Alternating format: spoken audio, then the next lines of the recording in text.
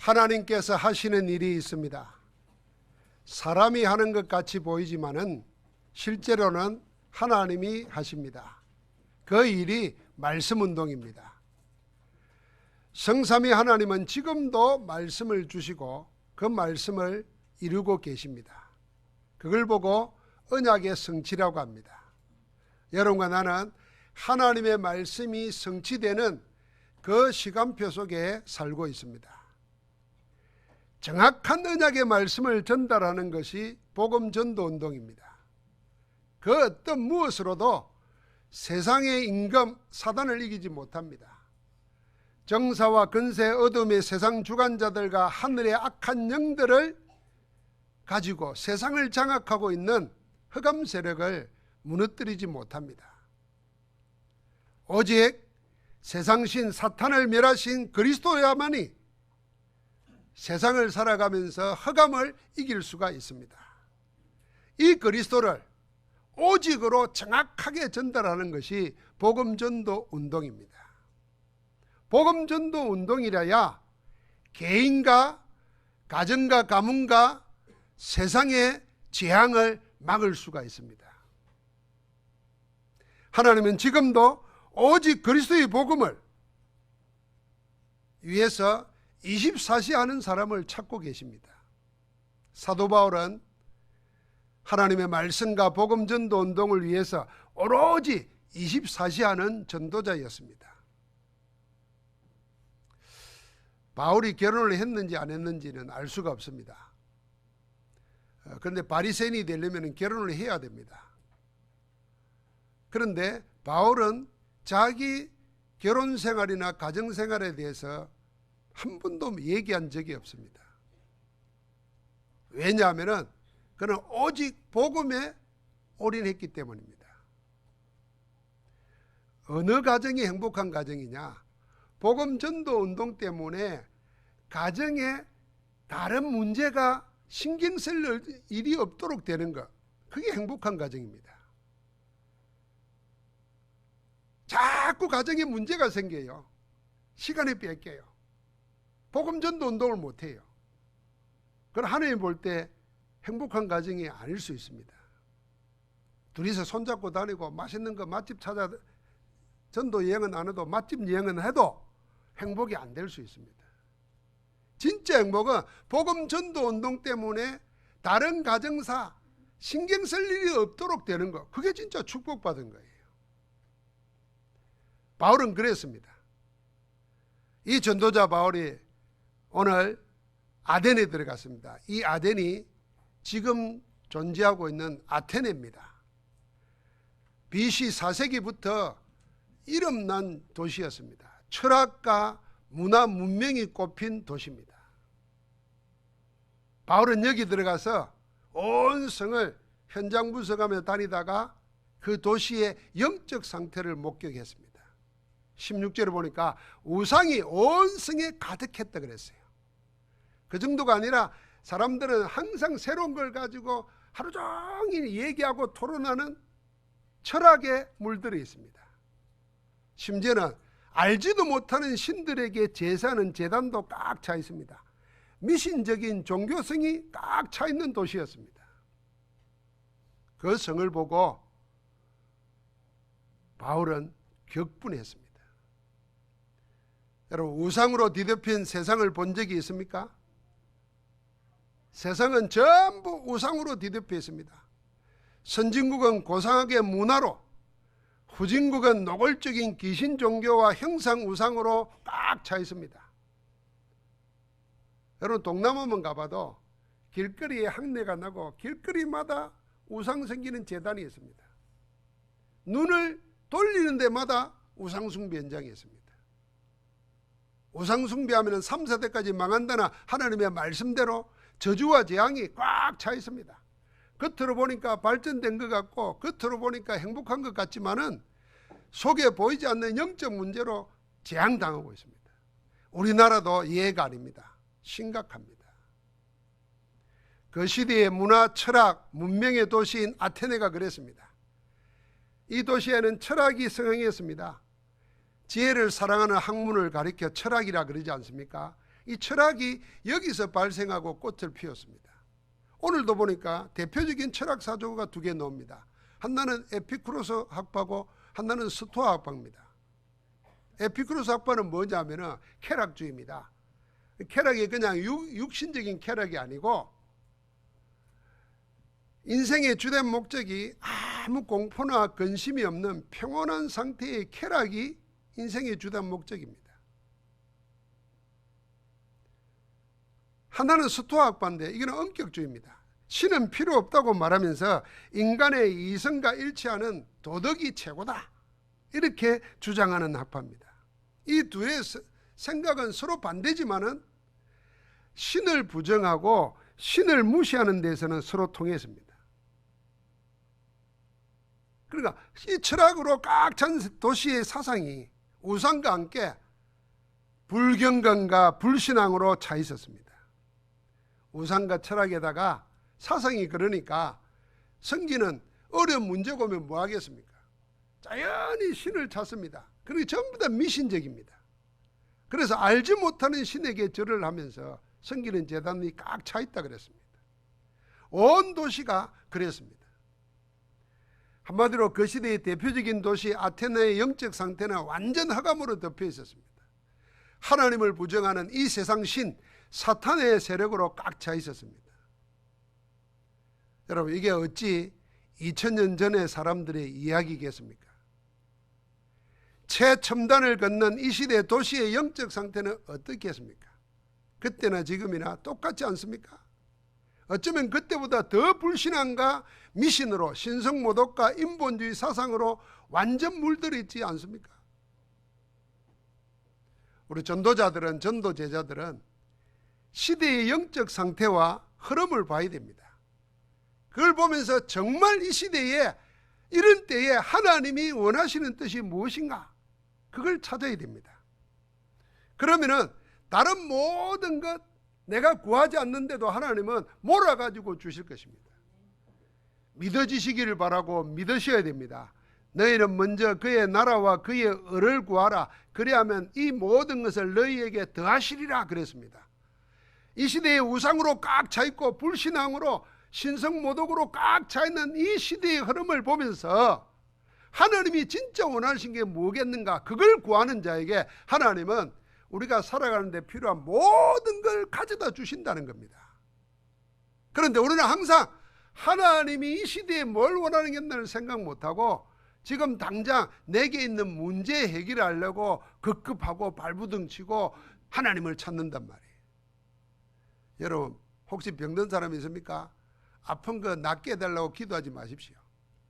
왜 하나님이 내게 병을 주겠는가?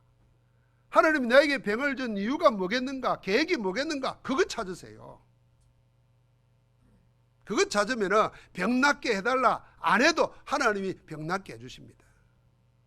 여러분, 몸이 약해서 병 걸렸으면 병 낫게 해주세요, 병 낫게 해주세요 그러면요, 하나님과 내 사이가 불편해집니다. 나도 마음도 안 좋고. 여러분, 돈 없는 사람이 하나님 보고 맨날 돈 주세요, 돈 주세요 해보세요. 한 번도 보이지? 불편해집니다. 내 영이 불편해진다는 거예요. 그런데 하나님이 원하는 걸 붙잡고 내가 병 걸린 거, 내가 가난한 거, 이유가 뭐겠는가, 하나님의 계획이 뭐겠는가, 그걸 찾고 진짜 하나님이 이 시대에 필요한 거, 거기에 정인으로 서게 해달라, 그 기도하는 겁니다. 그럼 틀림없이 하나님이 증거 주실 줄 믿습니다. 이 전도자 바울은 이 도시의 영적 상태를 보고 영적으로 아주 괴로워했습니다. 그래서 16절에 격분했다 그랬고, 만나는 사람과 변론하고 쟁론하고 강장에서 소리 높여 외쳤습니다. 하나님의 형상으로 창조된 사람이 피조물의 형상이나 짐승이나 기이한 조형물을 만들어 놓고 거기에 향을 피우고 절을 하고 기도하고 비는 모습을 보면 하나님의 자녀인 여러분과 나는 어떤 생각이 듭니까? 우상으로 꽉 찬 도시를 본 바울은 어땠습니까? 오늘 격분했다 그랬는데 원어 성경에 보니까 바울의 영이 격분했다 그랬어요. 인간적으로 불쌍하다가 아니에요. 그 영이 격분했다 그랬어요. 여러분, 우리가 막 우상에 절하고 막 이런 거 보면 기분 안 좋죠. 불쌍하기도 하지만 단순히 기분이 안 좋은 게 아니었습니다. 영이 괴로워하고 영적인 분노를 느낀 겁니다. 그래서 해당에서는 유대인과 경건한 사람들과 시장에서는 만나는 사람마다 변론했습니다. 철학자들과는 논쟁했습니다. 너희가 알지 못하는 것을 내가 알게 하기 위해서 여기 왔다, 그러면서 얘기합니다. 바울은 우상과 철학에 물들어서 하나님 없다는 사람들과 만나가지고는 한 사람도 그냥 보내지 않았습니다. 영이 격분한 바울은 그들을 붙잡고 애타는 심정으로 복음을 말한 것입니다. 사랑하는 성도 여러분, 전도는 영적 싸움입니다. 영적 싸움이 아니고서는 흑암에 붙잡혀 있는 우상과 헛된 철학에 속임당하고 있는 자들을 살려낼 수가 없습니다.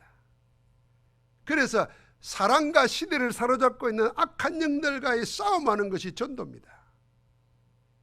이 시대를 장악하고 멸망으로 끌고 가는 악한 영들과의 싸움이 전도이고, 오직 복음을 전가하는 전도라야 세상을 흑암에서 이겨낼 수 있는 줄 믿습니다.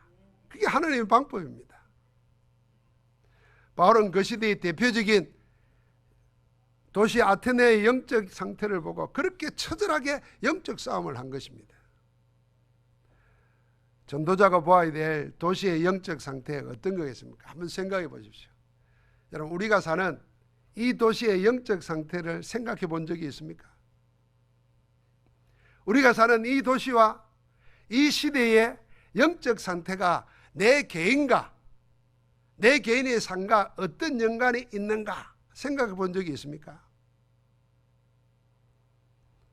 이 시대를 향한, 이 도시를 향한 하나님의 탄식을 느낀 적은 없습니까?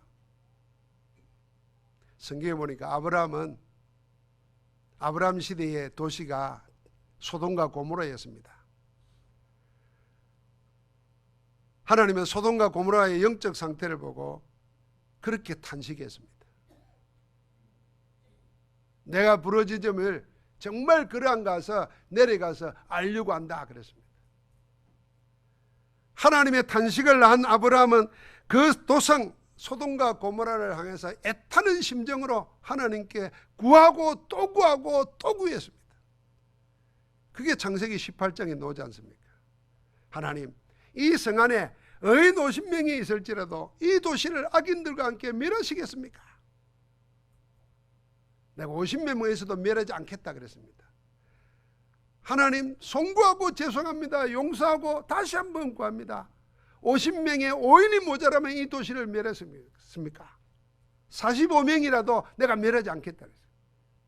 아브라함은 또 매달립니다. 40명이면, 30명이면, 20명이면, 10명이면 어떻게 하시겠습니까? 영적으로 멸망받을 도성을 놓고 아브라함은 그렇게 하나님께 애타게 기도한 겁니다. 내 병 낫게 해달라, 내 부자 되게 해달라, 내 자녀 잘 되게 해달라 매달린 게 아니고 자기하고 아무 상관없는 도성을 보고 그렇게 간구한 겁니다. 우리 주님께서도 십자가에 못 박히시 전주간에 예루살렘을 바라보면서 탄식했습니다. 이 도시의 영적 상태, 하나님의 말씀을 듣지 않고 곧 받을 멸망을 준비하고 있는 이 예루살렘을 보고 이렇게 탄식했습니다. 마태복음 23장에 보니까 예루살렘아 예루살렘아 선지자들을 죽이고 내게 파송된 자를 치는 자야, 암탉이 그 새끼를 날개 아래 모음같이 내가 내 자녀를 모으라 한 적이 몇 번이더냐. 그러나 너희가 원하지 아니하였도다. 탄식했습니다. 여러분, 성경을 읽다가 이런 생각 안 해보셨습니까? 사도행전을 쭉 보면서 왜 초대교회 전도자들은 전부 그 시대에 농촌으로 간 게 아니고 도시를 파고들었겠는가? 도시의 영적 상태를 보고 그들을 구원하려고 하는 하나님의 애타는 심정을 품고 그 현장으로 뛰어들어간 겁니다. 중직자 빌립은 흑암으로 뒤덮인 도성 사마리아로 뛰어들었습니다. 그래서 귀신 들려 있고 불치병이 걸려 있고 수많은 고통을 당하고 있는 그들에게 그리스도를 말했다 그랬습니다. 큰 박해가 일어났을 때 사람들은 흩어졌습니다. 흩어진 자들이 안디옥까지 이르러서, 이 안디옥이 뭡니까? 그 시대의 도시입니다. 늘 이야기하지만 그 시대에 벌써 포항처럼 50만 인구가 살고 있었어요. 로마 속국 시대 3대 도시 중에 하나입니다. 왜 그 도시를 파고들었겠습니까? 거기서 복음을 증언하고 시대 살리는 교회가 세워집니다. 세계 복음하는 교회가 세워지는데 그게 안디옥 교회입니다. 사도행전에 나오는 전도자 바울의 행적이 전부 다 그렇습니다. 그래서 바울은 최종 목표가 어디냐면 모든 도시를 장악하고 영적 영향을 퍼뜨리고 있는 도시 중의 도시 로마를 타겟으로 삼았습니다. 내가 로마도 보아야 하리라. 하나님이 바울의 그 마음을 받았습니다. 그래서 법정에 섰을 때, 풍랑 속에서 고통당하고 있을 때 바울이 법정도 못 죽이고 풍랑도 못 죽인다는 이유를 하나님이 말씀하십니다. 네가 로마도 보아야 하리라. 네가 가이사 앞에 서야 하겠고. 절대 언약을 가진 바울은 풍랑의 못 죽이고 재판으로 못 죽인다는 겁니다. 왜요? 도시 중에 도시의 모든 악한 영향을 퍼뜨리는 로마를 살리겠다고 마음에 결정했기 때문입니다. 사람들은 도시를 만들었습니다. 그 도시학 공부해 보면은 제일 처음에 나오는 게 뭔지 아십니까? 하나님은 자연을 만들고 사람은 도시를 만들었다, 이렇게 말해놔서요. 건축학에 그리 되어 있습니다. 그 도시의 설계자가 가인입니다.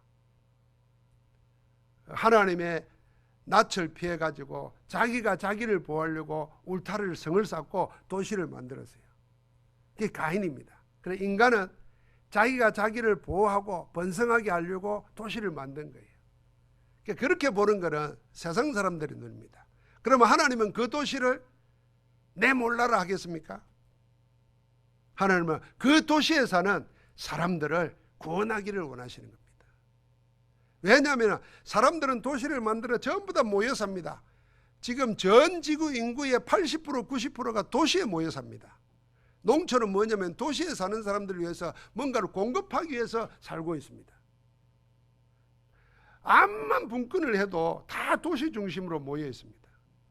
그런데 이 도시라는 데가 어떤 데입니까? 사람을 모으는 시스템이 있습니다. 여기에 정치, 경제, 교육, 문화 모든 게 다 있습니다. 여러분, 서울 사람들이 아파트 한 채 팔면 포항에 와서 세 채, 네 채 살 수 있어요. 그 돈 전세 주고 다 편하게 사는데도 포항 안 내려옵니다. 왜 안 내려온 줄 압니까? 물어보세요, 그 사람들. 문화 그럽니다. 문화. 뭐 문화? 별것도 아닌데 뭐 여기도 극장 있고 뭐 여기도 오페라 있고 다 있는데도 그 분위기 때문에 사람을 끌어모으는 겁니다. 그러다 보니까 도시에 몰려든 사람들은 그 도시에 보이지 않는 시스템에 얽매여 살 수밖에 없습니다.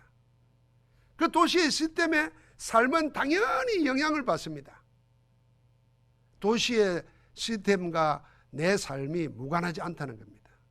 그런데 이 도시를 형성하고 이끌어가는 시스템 속에는 뭐가 들어있겠습니까?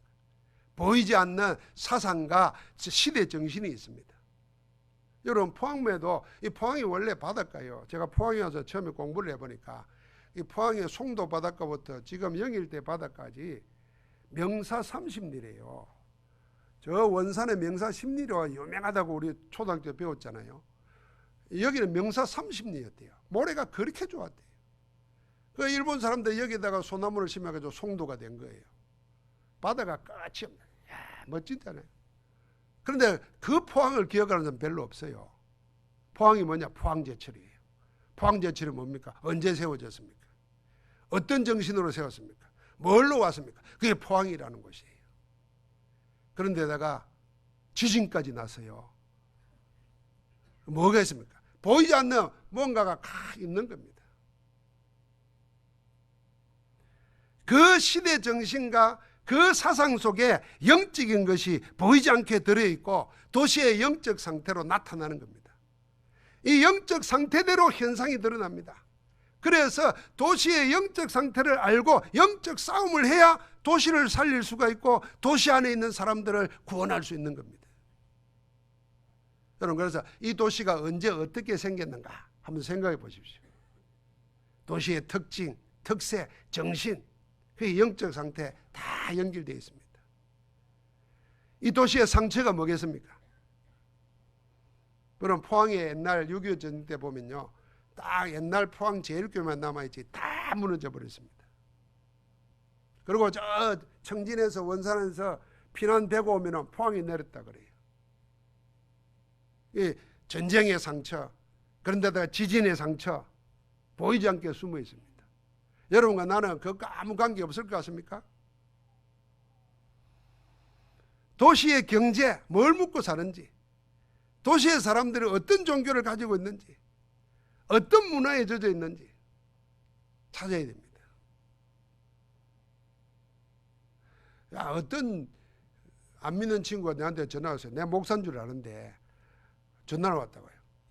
포항에 물 좋은 데를 소개시켜 달라는 거예요, 나보고.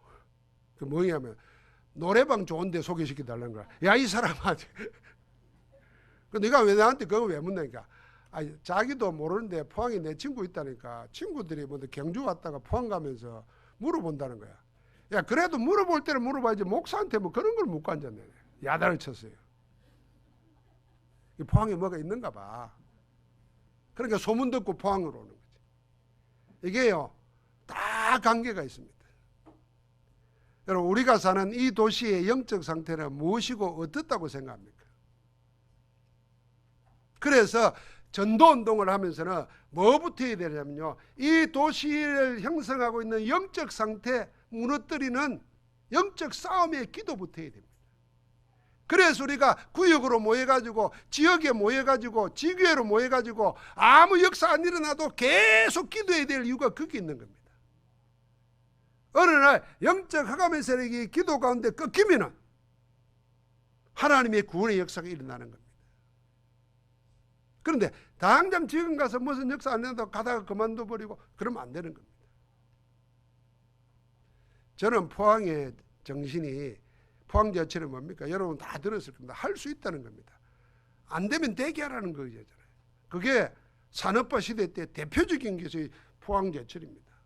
우리도 모르는 사이에 그런 정신이 빼여 있을 거예요. 지금은 안 보이는 것 같은데 전부 다 그런 정신 속에서 살았어요. 그러니까 하나님이 필요 없다고 생각해요. 하나님이 아니라 내 힘으로 살려고 하는 게 숨어 빼어 있다니까요. 그래서 교회 나오면서 신앙생활 하면서도 하나님께 100% 올인하지 아니하고 100% 항복하지 아니하고 자꾸만 내 속에 내가 하나님을 움직이려고 하고 자꾸 하나님께 나를 강요시키는 게 나올 수 있습니다. 그게 그런 도시의 영적 상태와 관계 있다니까요. 이걸 어떻게 하겠어요? 눈에 보이면은 쓰레기통에 담아 버리기도 하지만 보이잖아요. 이길 수 있고 꺾을 수 있는 길은 뭐겠습니까? 도시의 영적 상태를 보고 탄식하신 하나님의 음성을 듣게 되면은 하나님이 하시고자 하는 일을 언약으로 붙잡게 됩니다. 그러면은 24시 기도 속에서 하나님의 응답을 받는 축복을 받게 될 줄 믿습니다. 하나님이 진정으로 원하시는 전도운동의 방향이 있습니다. 여러분, 성경에 나오는 이스라엘은 7번 큰 재앙을 당했습니다. 대표적으로 우리가 이렇게 말합니다. 400년 노예살이를 했습니다. 애굽 밑에서. 가나안 땅에 들어와 사는 것처럼 하다가 수많은 전쟁에 시달렸습니다. 아람에게 시달리고 바사에게 시달리고 결국에는 바벨론에게 나라가 완전히 망해가지고 포로로 끌려갑니다. 70년을 포로로 살았습니다. 400년 노예에 비해서 70년은 아무것도 아닌 것 같지만요, 우리나라가 36년 일본의 앞점 밑에 있었어요. 아마 70년을 있었다면 우리나라 없어질 것이에요. 그런데다가 로마에 속국되어서 지금까지 살고 있습니다. 여러분, 이 영적 상태의 결과를 보면은 애굽의 노예고 바벨론의 포로고 로마의 속국이 아니고 이미 애굽의 노예되고 바벨론의 포로되고 로마의 속국되기 전에 이미 사단의 노예였고 사단의 포로였고 사단의 속국되어 있는 거예요. 그게 영적 상태입니다. 우리도 지금 우리를 그런 식으로 보지 않으면요, 나를 살릴 수가 없습니다. 내가 돈이 없어서 가난에 찌달리고 있다 이렇게 생각하면요, 돈 할 겁니다. 내가 돈이 없을 수밖에 없는 내 영적 상태가 있을 수 있어요. 병이 들 수밖에 없는 영적 상태, 행복하지 않을 수밖에 없는 영적 상태, 그걸 찾아야 돼요. 여러분, 돈 없는 사람 돈 있으면 행복하겠죠? 돈 좀 있는 사람은요, 행복하다 불행하다 소리도 못합니다. 돈 있는 네가 왜 불행하냐 이런 말합니다. 남들이 보면 참 보기에 겨워서 네가 하는 소리다, 네가 없어 봐라 이럴 겁니다. 그 조롱받기 싫으니까 행복한지 알고 달리니까 자꾸 쓸데없는 거 하는 거예요. 옷 구르고 뭐 어디 놀러 가고, 남이 보면 행복한 게 보이지만 그거 바라가는 거예요. 숨기고. 행복한 사람은 안 그래요. 어제 우연히 영상을 하나 보는데 영화배우 최강이라는 여배우가 있는가 봐요. 여배우가 자기가 작품을 하고 영화를 했는데 인기가 없으니까 뭐 알려지도 않으니까 뭐 했냐면은 내가 뭐냐 생각 들 거 아니에요. 그러다가 우울증 걸렸어요. 그러다가 하는 길이 뭔가 도피가 담배 피고 술 먹고 막 노는 거였어요. 아무것도 안 되더래요. 그럼 마지막엔 자기가 죽을 것 같아요. 그래서 하나님께 매달렸대요. 옛날에 교회는 다녔는가 봐. 하나님께 매달리면서 부르짖대요. 하나님 나를 구원해 주세요. 그러다가 그 교회를 다시 나가게 되면서 새벽 기도를 하고 막 하면서 말씀이 들려왔는 거예요. 그래서 자기가 예수 그리스도를 만나고 하나님을 만나고 난 다음에 이 서울대 대학로에서 노방전도를 한다는 거예요. 자기가 체험한 신앙을 이렇게 글로 적어가지고 앞에 딱 서서 나간다는 거예요. 그러면서 자기 하는 고백이 뭐냐면 자기는 예수를 만나고 나서 행복하다는 거예요. 자유하다는 거예요. 이제는 뭔가를 찾기 위해서 발버둥 게 아니라 내 안에 오신 그리스도에서 내가 모든 걸 누리고 있다는 거예요. 그래서 이것 말한다는 거예요. 그렇게 전도하더라고요. 그 옆에서 매니저들이 다 그래요. 그런 열심을 가지고 작품에 해야 되지 않겠냐 그랬다. 아니 난 작품 안 해도 좋다. 이게 행복하다는 거예요. 그 자유함을 느끼는 거예요. 여러분, 우리가 기억해야 됩니다. 이미 사단에 사로잡혀 있기 때문에 다른 것이 안 되는 거예요. 그리스도가 왜 오셨느냐? 바로 잡혀있는 나, 보이지 않게 나를 사로잡고 있는 애굽의 노예, 바벨론의 포로, 로마에 속국되어 있는 그 끈을 끊어버리고 우리를 자유하기 위해서 오신 줄 믿습니다. 생명의 성령의 법이 죄와 사망의 법에서 너를 해방하였느니라. 예수 그리스도 안에 있는 자에게는 결코 정잠이 없느니라. 그리스도 안에서 참 힘을 얻는 겁니다. 여러분, 인생의 진정한 문제가 돈 문제도 아니고 건강 문제도 아니고 권력 행복의 문제도 아닙니다. 진짜 문제의 그늘이 뭐겠습니까? 영적 존재인 인생이 영적 사실을 모르고 영적 무지와 영적 결핍 가운데 있기 때문에 오는 영적 문제 때문입니다. 하나님에 대해서는 아는 게 없는데 세상에 대해서는 꽉 차 있으니까 세상 무게를 못 이기는 겁니다. 운명의 무거운 짐을 벗어날 수가 없는 겁니다. 영적 힘이 없으니까. 하나님이 우리에게 진짜 원하시는 전도운동이 뭐겠습니까? 오직 예수 그리스도의 이름으로 현장을 장악하고 오직 예수 그리스도의 이름의 건세를 누리는 기도로 도시를 장악하고 있는 흑암세를 꺾는 영적 전쟁이 주님이 원하시는 전도운동의 방향입니다. 그래서 제일 먼저 여러분 그렇게 기도하십시오. 내가 지금 상태가 어떻다 저떻다 그 염려하지 마세요. 이미 그리스도는 끝내버렸습니다. 그래서 흑암 세력과 싸우는 겁니다. 나를 붙잡고 있는 이 나태함, 나를 붙잡고 있는 이 미련함, 나를 붙잡고 있는 이 연약함, 근세 있는 예수 그리스도의 이름으로 결박시키고 떠나갈지어다. 기도하는 거예요. 영적 싸움을. 나를 살려야 돼요. 돈 얼마나 있어야 행복하겠습니까? 돈 때문에 예배도 빼앗겨버리고 하나님도 놓쳐버리고 하나님 이 완악함 그리스도 이름으로 꺾어버려야 됩니다. 무기력해 있습니다. 하나님은 그리스도를 통해서 여러분과 나에게 창세전부터 우리를 창조할 때부터 주셨던 생육하고 번성하고 땅을 정복하고 다스리라는 모든 통치권을 줬는데 나는 한 번도 통치해 본 적이 없어요. 지배만 당하고 억압만 당하고 끌려만 다니고 노예 생활만 하지. 그리스도 이름으로 통치권을 회복해야 되는 거예요. 그래야 여러분 승리합니다. 내가 교회를 몇 년을 다니는데도 하나님의 말씀이 안 들려온다.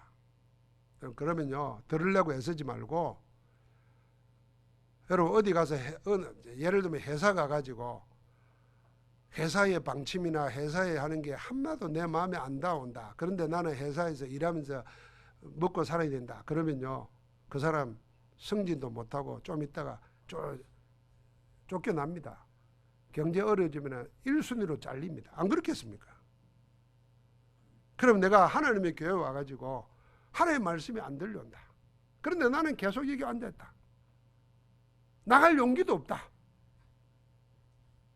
야, 주여 나를 궁일히 여기소서. 진짜 영적 싸움해야 됩니다. 이건 내가 이런 게 아니잖아요. 싸워야 됩니다. 여러분 우리가 지혜가 없다 뭐 이런 거 아닙니다. 진짜 악한 영에 잡히면 밀어내집니다. 조급해지고 반대로 나태해지고 하나님 앞에서 성공할 수 있는 모든 것이 다 반대로 나갑니다. 이걸 붙잡고 있는 허감선을 꺾어버려야 되는 거예요. 그게 전도운동의 첫 번째입니다. 이 도시가 어떻게 했습니까? 하나님이 여러분과 나를 위해서 완벽한 설계도를 세워놨습니다. 그래서 전도 시스템을 하는 말씀 운동을 세우고 24시 집중 지속 응답을 누리는 전도운동을 하라는 것입니다. 이거는 여러분과 내가 하는 일이 아니고 할 수 있는 일도 아닙니다. 그래서 우리를 보고 한 가지를 구하게 했습니다. 오직 성령이 너희에게 임하시면 너희가 권능을 받고 예루살렘과 온 유대와 사마리아와 땅끝까지 이르러 내 증인이 되리라. 하나님이 증인되게 하겠다고 했습니다. 그래서 우리를 보고 한 가지만 구하라 그랬습니다. 오직 성령이 너희에게 임하시며 하나님 나를 성령으로 충만케 하옵소서. 이미 예수 그리스도로 우리를 구원했습니다. 하나님의 성령이 우리 안에 계십니다. 그 성령이 나를 지배하도록 나를 다스리도록 그게 충만입니다. 그래서 내 생각 이전에 성령의 생각이 먼저 나고 내 몸짓 이전에 성령의 인도가 먼저 생각나고 그래서 사도 바울은 고린도전서 2장 2절부터 5절에 그랬습니다. 내가 예수 그리스도가 십자가에 못 박히신 외에는 아무것도 알지 아니하기로 작정했다 그랬습니다. 그러면서 이는 능력의 지극히 크심이 나에게 있지 않고 우리에게 있지 않고 하느님께 있음을 알게 하려 함이라. 그래서 오직 복음과 성령의 능력으로 나아갔습니다. 여러분 오늘 우리는 한 가지 결정해야 됩니다. 오늘 한 가지 결정해야 돼요. 계속 나를 합리화시키고 변명하고 위로하고 살면 안 됩니다. 이 가난한 나, 이 게으른 나, 이 모자라는 나, 이 약한 나 자꾸 나를 위로하면 안 돼. 그 세상 사람들이 자기 위로하라 그러는데 여러분 그러면 위로하면 평생 그리 살아라는 거 아니에요. 평생 그리 살 거예요. 가난하게 병든 채로 남 조롱받은 채로 안 되잖아요. 그 위로하게 하는 게 아니에요. 위로하는 게 아니라 하나님이 나를 향한 계획을 붙잡고 나를 살려야 돼요. 그럼 영적 싸움해야 됩니다. 하나님 이렇게 사는 건 하나님 뜻 아니지 않습니까? 하나님 나를 깨워주옵소서. 나를 일으켜 주옵소서. 나를 충만케 하옵소서. 그래 주님이 그것만 이야기했다. 우리 보고 네 돈 벌어 와서 돈 많이 바쳐라 이게 아니라니까요. 네 공부 많이 해가지고 나를 영화롭게 해라 이거 아니라니까요. 공부 많이 한다고 돈 많이 번다고 되겠습니까? 그걸로 안 됩니다. 오직 성령이 너희에게 마시면 할렐루야. 성령 충만을 구하시기 바랍니다. 그게 집중하시기 바랍니다. 오늘 우리는 이번 중직자 대회 때 했던 정인들의 간증을 일부 예배 때 하나 들었습니다. 오늘 전도학 시간에 모여가지고 두 가지를 들을 겁니다.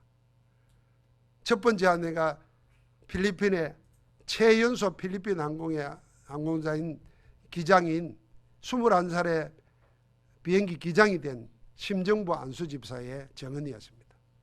자기는 공부도 못했고 조종사 될 수 없는 시력도 안 되고 다 했는데, 그리고 20년 된 학교, 항공학교 대학이 한 사람도 항공사에 취직된 사람이 없대요. 안 되는 거 아닙니까? 그런데 딱 한 가지만 했대요. 말씀 붙잡고 훈련 속에서. 심지어는 서울에 집이 있는데 방학 때 놓으면 서울에 안 가고 부산에서 훈련만 받았대요. 그 스케줄 속에서 하나님이 생각지도 않도록 문도 열으시고, 심지어는 학교를 처음에 들어갈 때 무인가였는데 대학인가가 나게 하고, 나중에는요 자기 눈도 시력이 밝아지고 지금도 안경 안 쓰고 그대로 기장한대요. 21살짜리 기장돼 가지고 지금도 유일한 외국인 항공사. 그런 정인들의 간증을 우리가 들으면서 여러분 생각이 됩니다. 하나님의 계획 속에 있는 거 붙잡으면 하나님이 하십니다. 그래서 지금의 내 형편 너무 매이지 마세요. 지금의 우리 가정 형편, 교회 형편 매이지 말아야 됩니다. 무엇을 붙잡고 있으면 이게 영적 상태잖아요. 하나님이 하시면 얼마든지 하실 수 있는 줄 믿습니다. 그래서 우리가 전도운동 하는 겁니다. 여러분, 전도운동은 영적 싸움입니다. 먼저 이미 주신 그리스도 이름의 권세를 가지고 나를 살려야 됩니다. 말씀을 맺습니다. 구원을 위한 하나님이 친히 하시는 운동은 세 가지입니다. 말씀 운동이고, 그 말씀 운동은 복음 운동이라야 되고, 복음 운동은 전도 운동이라야 됩니다. 이 전도 운동의 원리에는 세 가지 요소가 있습니다. 첫 번째가 메시지입니다. 두 번째가 전도 전략입니다. 세 번째가 메신저입니다. 한 시대에 하나님이 하시는 메시지를 딱 붙잡아야 됩니다. 예배 드리다가 그냥 가지 말고 말씀 붙잡고 그걸 생각하고 기도해 보시기 바랍니다. 그러면 하나님이 어떻게 하시는가 인도해 갑니다. 그게 20가지 전도 전략이에요. 메시지와 전략 속에 있는 사람을 보고 메신저라는 겁니다. 여러분, 메신저가 세상을 살립니다. 바울은 메신저였어요. 메시지를 가지고 어떻게 인도받아야 될지 알고 있었어요. 그래서 승리자가 됩니다. 아무리 어린 사람이라도 메시지 가지고 하나님이 하실 일을 아는 사람은 왕 앞에 서게 되었습니다. 렘넌트 7명이 그랬습니다. 지금도 하나님은 그렇게 하십니다. 사랑하는 성도 여러분, 전도운동에 방향 맞추고 전도운동의 흐름을 타고 24시 하면은 여러분 나에게 나와 함께 하시고 우리와 함께 하시고 그를 합쳐서 선을 이루는 원넷의 축복이 우리 가운데 일어납니다. 그 축복의 정인으로 하나님 우리를 세우기 원하십니다. 아무것도 염려하지 말아야 됩니다. 오직 염려할 시간에 기도와 간구로 너희 구할 것을 감사함으로 하나님께 아뢰는 자 되면은 하나님이 우리 마음과 생각을 지키실 뿐 아니라 하나님이 지키신 마음과 생각은 우리의 내리에 각인 뿌리 체질화되고 그게 영혼이 연결되면 어떤 일이 생기냐? 24, 25 영원한 응답이 오는 겁니다. 아무도 흉내낼 수 없습니다. 그래서 오직 유일성 재창조의 축복의 정인이 되는 겁니다. 우리 함께 옆 사람을 축복해 봅시다. 하나님이 우리와 함께 하십니다. 전도운동 속으로 들어갑시다. 하나만 더 합시다. 영적 상태를 바꿉시다. 이 도시를 살립시다. 할렐루야. 오늘 우리가 포항을 놓고 한번 기도합시다. 포항 이 도시를 놓고 이 도시의 영적 상태를 하나님 찬양하고 경배하는 영적 상태로 바뀌지도록 역사해 주옵소서. 수지도 그렇게 기도하시기 바랍니다.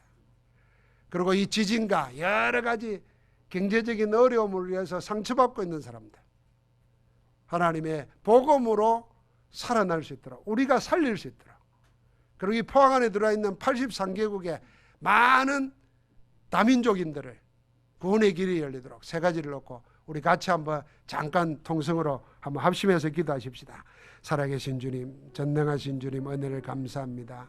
하늘과 땅의 모든 권세를 가지신 주님이시여 이 도시를 궁일히 여겨 주옵소서. 포항과 수지를 궁일히 여겨 주옵소서. 은혜를 베풀어 주옵소서. 이 도시를 장악하고 있는 모든 불신앙과 인본주의와 모든 잘못된